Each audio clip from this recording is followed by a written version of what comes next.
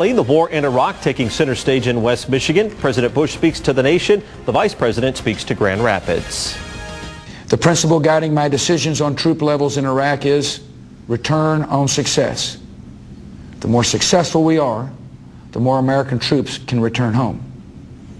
And in all we do, I will ensure that our commanders on the ground have the troops and flexibility they need to defeat the enemy.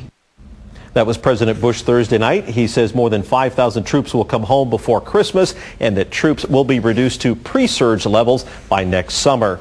And less than 12 hours after that address, Vice President Dick Cheney traveled to West Michigan to follow up on the message. News Channel 3's Scott Knoll brings us reaction from the select crowd in the audience.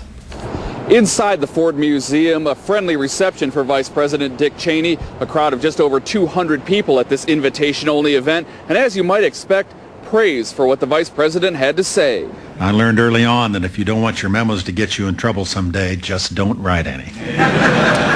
Dick Cheney wasting no time playing to the Grand Rapids crowd, paying tribute to the hometown president he once served under as chief of staff. But I'm certain that I wouldn't be vice president today had it not been for the opportunities given to me by President Ford and the confidence he placed in me all those years ago. But today it was the Vice President's confidence winning support from those in the crowd. He is doing what he believes in, and he's sticking to his guns and sticking to his word, and I think it's a great quality in a leader that he's really doing something that he has his heart set on. Cheney not backing down in the White House's war on terrorism, promising to keep U.S. troops in Iraq until local forces can hold their own against extremists. The terrorists are betting that Americans will grow tired, distracted, and weak.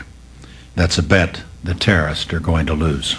General agreement here from the people we talked with that as long as there's a job to be done in the Middle East, in the Vice President's words, America has a duty. I think we should back them because we can't afford to just get out and let those people suffer. We are in this for the long haul, and we've got to get it done and get the job done. From here, the Vice President flew to a Florida Air Force base where he spoke this afternoon, this time delivering his speech to the men and women affected firsthand by the President's plans. In Grand Rapids, I'm Scott Knoll, News Channel 3.